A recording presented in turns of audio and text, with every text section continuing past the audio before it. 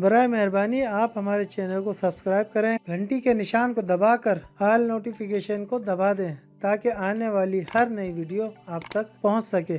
شکریہ۔ Please subscribe my channel and click bell icon and push all notification. Thank you. السلام علیکم ناظرین۔ Cancer کے علاج کے لیے لندن جانے والے مشہور پروڈیوسر گزشتہ شب اچانک انتقال کر گئے۔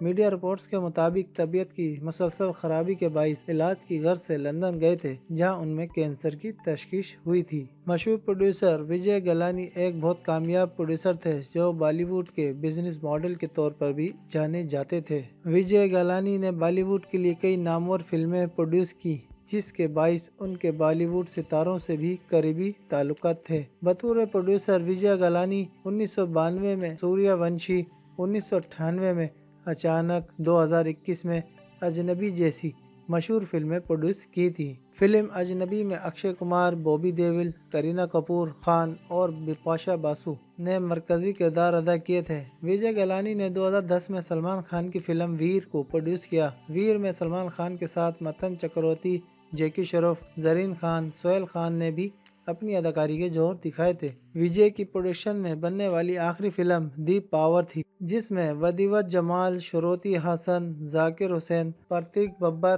سچن کھیٹیکر اور جشو سنگھ گپتا نے اداکاری کے جوہر دکھائے تھے۔